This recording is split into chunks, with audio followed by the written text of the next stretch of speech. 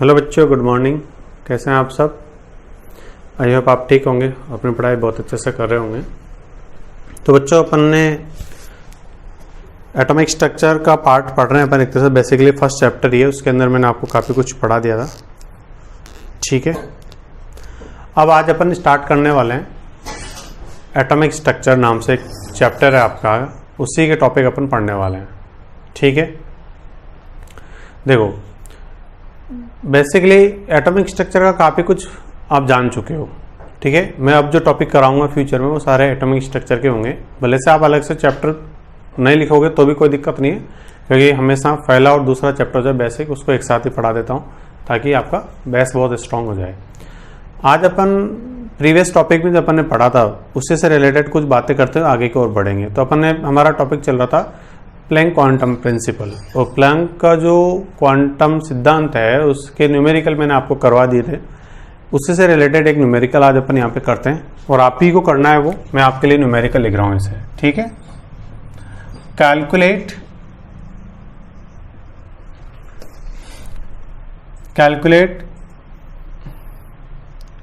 Energy of a wave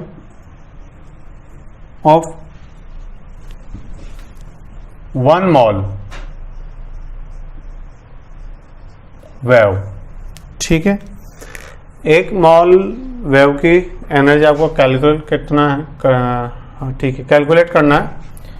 which have wavelength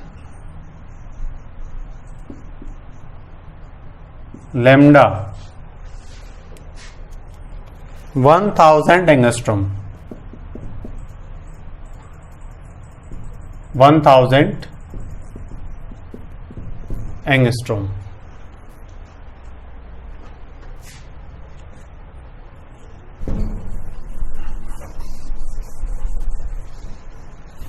ठीक है, solve कीजिए आप फटाफट। हिंदी मीडियम वाले बच्चों के लिए मैं क्वेश्चन बोल रहा हूं। कोई विकिरण जिसकी तरंग दैर्ध्य 1000 एंगस्ट्रॉम है तो उसके 1 मॉल की ऊर्जा ज्ञात कीजिए। कोई विकिरण जिसकी तरंग दैर्ध्य 1000 एंगस्ट्रॉम है, कितनी है? 1000 एंगस्ट्रॉम। ठीक है, तो उसके 1 मॉल की ऊर्जा ज्ञात कीजिए। देखो, सबसे पहले गिवन की बात करें। गिवन में आपको लैम्डा कितना दे रखा? 1000 एंगस्ट्रॉम। इसको किस में कन्वर्ट करना पड़ेगा? मीटर में। तो कैसे कन्वर्ट करोगे? भी एक कल वाले क्वेश्चन में बताया था आपको मैंने। 1000 मल्टीप्लाई बाय 10 पावर -10 मीटर, 10 की पावर -7 मीटर, ये आपका कन्वर्ट किया हुआ आंसर आ गया। आगे बात करते हैं, पूछा क्या आपसे? एनर्जी। तो वी नो दैट, हम क्या जानते हैं? वी नो दैट E बराबर NHC अपॉन लैम्डा होता है भाई। ठीक है, क्लियर? ये एनर्जी का फॉर्मूला बताया था मैंने आपको N फोटोन के लिए, है ना। अब यहां पे आपसे पूछा एनर्जी। N की संख्या कितनी दे रखी है आपको? 1 मॉल। ठीक है, H आप जानते हो। ठीक है,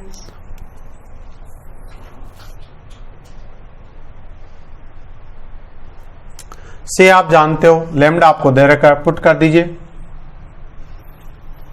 ठीक है, 6.022 इंटू 10 पावर 23, ये तो n की वैल्यू होगी। H 6.62, ठीक है, 6.62 समथिंग बताया था आपको, इंटू 10 पावर 27। C कितना? 3 इंटू 10 पावर 8 मीटर पर सेकेंड। लैम्डा कितना? 10 की पावर -7। कैलकुलेट कर लो, मैथमेटिक्स से ज्यादा कुछ नहीं है खास। ठीक है, 6.022 मल्टीप्लाई बाय 6.62 मल्टीप्लाई बाय 3 ये तो आपका मल्टीप्लाई का फैक्टर बचा। 10 की पावर 7 ऊपर चला जाएगा तो क्या हो जाएगा, 10 की पावर, देखो प्लस का 23 है इंटू 10 की पावर 27 प्लस का हो जाएगा, सॉरी ये तो माइनस का रहेगा, इंटू 10 पावर 8। अब ये ऊपर जाएगा तो 10 की पावर 7 क्या हो जाएगा, प्लस में हो जाएगा। इस फैक्टर को अलग से सॉल्व कर लो, ये आप मल्टीप्लाई कर लो, तो इसको सॉल्व करने पर क्या आएगा, देखो प्लस का कितना हो गया 23 और 7 30 38 और माइनस का कितना है 27, तो ये 11 आ जाएगा लगभग। ठीक है, 38 माइनस 27, 38 माइनस 27 कर लो। ठीक है, 10 पावर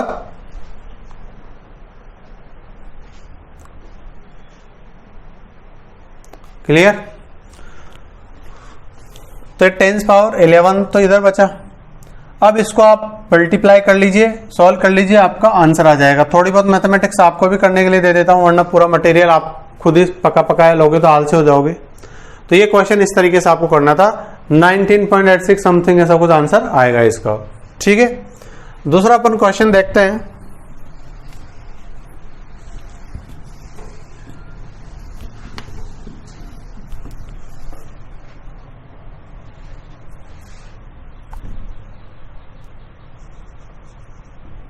ठीक है, यदि किसी विकिरण की आवृत्ति 10⁶ सेकंड इनवर्स है तो उसकी ऊर्जा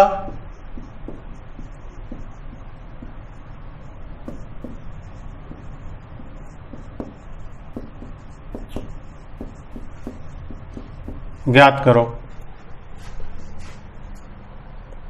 ठीक है,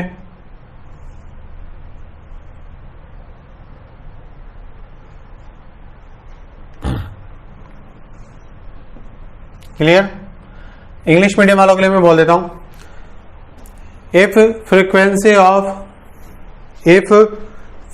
of any wave is 10 power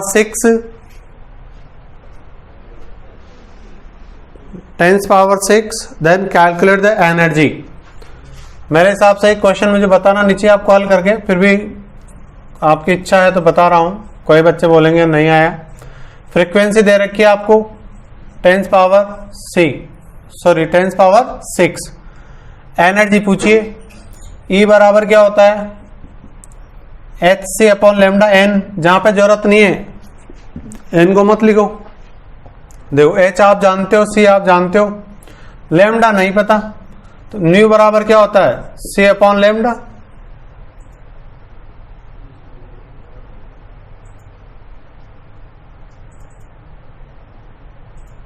तो पहले लैम्डा निकाल लो। नहीं, एक मिनट, आप दूसरे कॉन्सेप्ट से भी कर सकते हो इस क्वेश्चन को। E बराबर क्या होता है h न्यू, सीधा सा इस फॉर्मूले से कर लीजिए। ठीक है, E बराबर h न्यू, तो कितना आ जाएगा ये आपका 6.62 10 पावर -27 इंटू फ्रीक्वेंसी कितने दे रखी है आपको 10 की पावर 6। क्लियर, तो कितना आ जाएगा ये, बहुत आसान है, 6.62 इंटू 10 पावर, ये प्लस का ये माइनस का -21।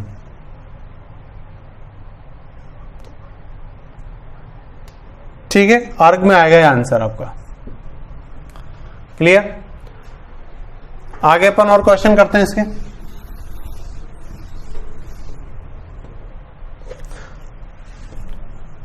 क्वेश्चन ये है, एक 100 वाट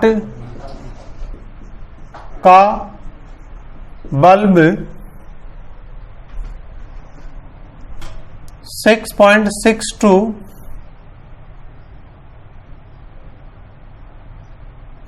इंटू 10 पावर -9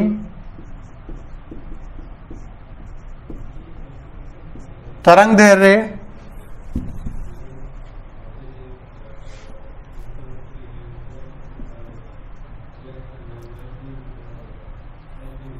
वाला प्रकाश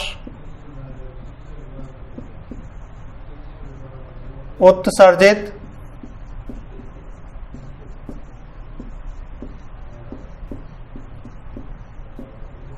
करता है। तो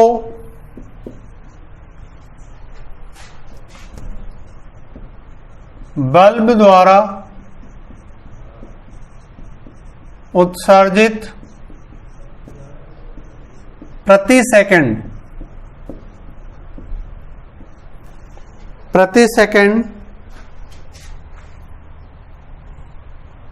फोटॉन की संख्या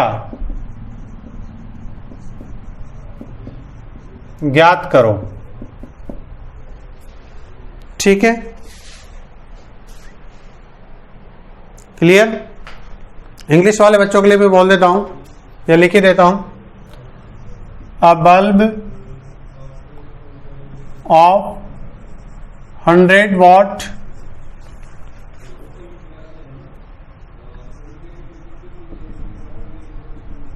emitting light of wavelength lambda 662, याद रखना है पॉइंट नहीं है, 10⁻⁹ मीटर। देन calculate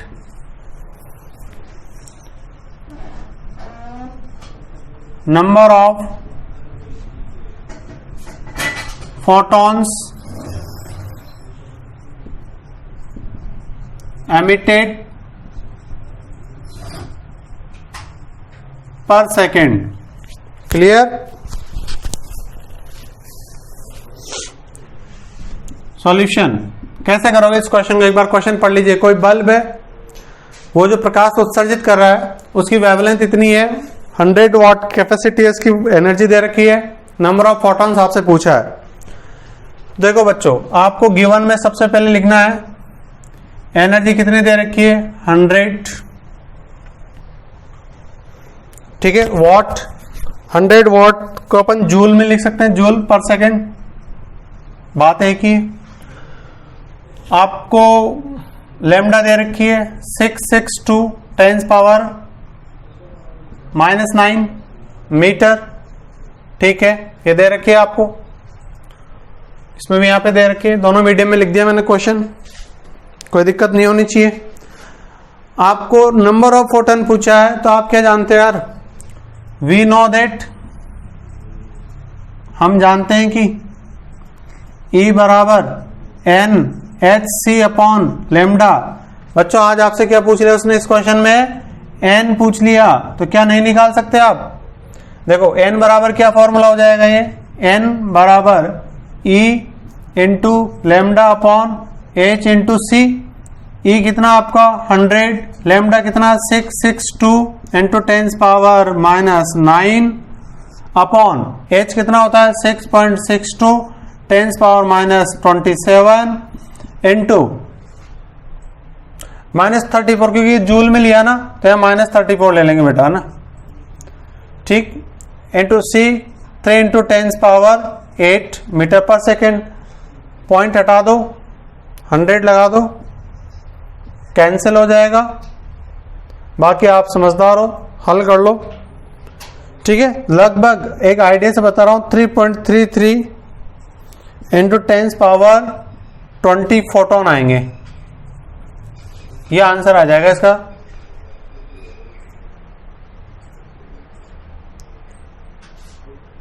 ठीक है,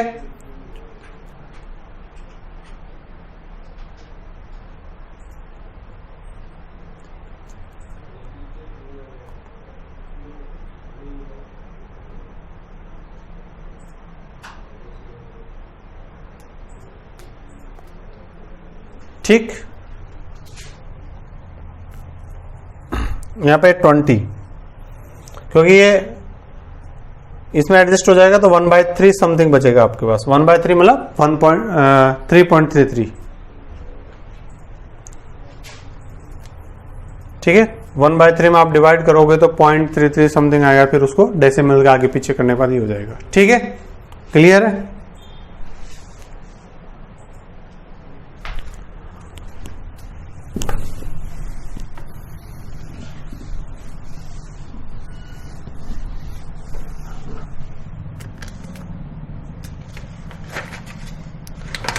अब अपन आगे पढ़ने से पहले थोड़ा सा मॉल कॉन्सेप्ट की चर्चा कर लेते हैं। बार बार मॉल का जिक्र होता रहता है अक्सर अपने पास, है ना, पर आई होप इसको अगले वीडियो में, अगली क्लास में अपन करें तो ज्यादा ठीक रहेगा, क्योंकि बड़ा टॉपिक है थोड़ा, है ना। अभी मैं एक क्वेश्चन और आपके लिए करवाता हूं। नेक्स्ट क्वेश्चन है आपका, एक रेडियो, ये सब ऐसा क्वेश्चन है जो आपके नीट या जेईई मेंस के लिए आपका फाउंडेशन मजबूत करने वाले हैं। बोर्ड एग्जाम के हिसाब से मत देखा करो हर चीज को, थोड़ा आपको स्ट्रांग बन के आगे बढ़ना है। एक रेडियो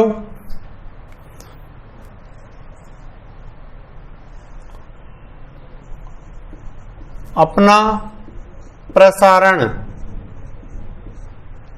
एक रेडियो अपना प्रसारण, जैसे आप रेडियो पे सुनते हो, माई एफएम सुनते हो, ठीक है, विविध भारती सुनते हो, तो उनकी एक आवृत्ति होती है, फ्रीक्वेंसी, उससे रिलेटेड क्वेश्चन है। अपना प्रसारण 10/6 CPS की आवृत्ति, साइकिल पर सेकंड की आवृत्ति पर करता है, तो इसकी तरंग दैर्घ्य ज्ञात कीजिए भाई।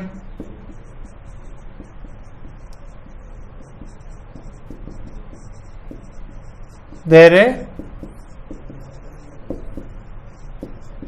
कीजिए, तो इसकी तरंग दैर्घ्य ज्ञात कीजिए।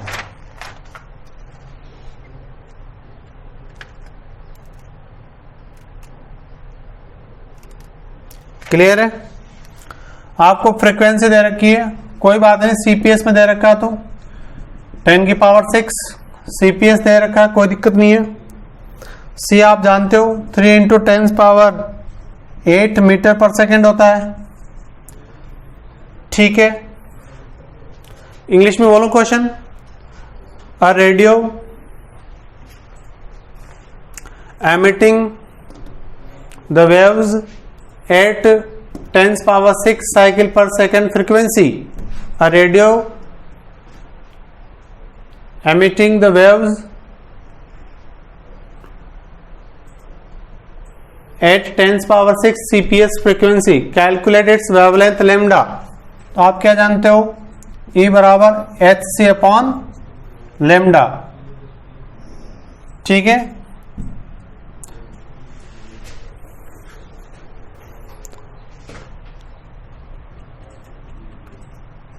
इस फॉर्मूले से फाइंड आउट हो जाएगा।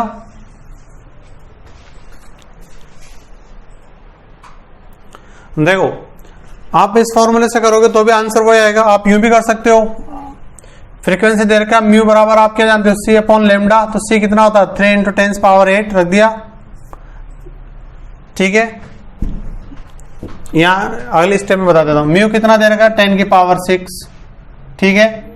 C कितना दे रखा है 3 × 10⁸ होता है, इतना दे के रखा। लैम्डा पूछा तो इम्प्लाइज दैट लैम्डा इसकी जगह आ जाएगा 3 × 10⁸ अपॉन 10⁶, तो ये हो गया 3 × 10⁸ प्लस में 10⁻⁻⁶, 3 × 10⁻², आंसर आ गया आपको। ये वेवलेंथ लैम्डा हो गई आपकी।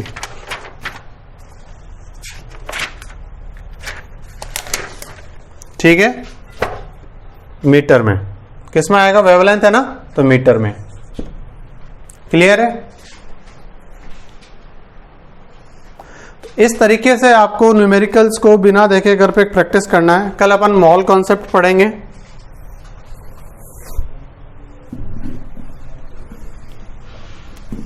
सारे न्यूमेरिकल को बिना देखे सोल्व करने हैं। आप ये मत सोचना कि न्यूमेरिकल अपने कोई काम के नहीं है, बोर्ड एग्जाम में भी ये उतने इंपॉर्टेंट है जितना फाउंडेशन में।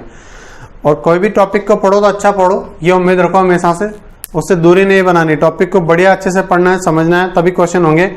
तो जिससे भी न्यूमेरिकल नहीं हो वो वापस से रिवीजन करना, प्लैंक क्वांटम प्रिंसिपल का बेसिक जो टर्म्स मैंने आपको समझाई है पहले, उनका रिवीजन करना, उसके बाद ही आप न्यूमेरिकल को हाथ ले मतलब स्टार्ट करना, सॉल्व करना। ठीक है, तब तक पढ़ते रहिए। Thank you so much.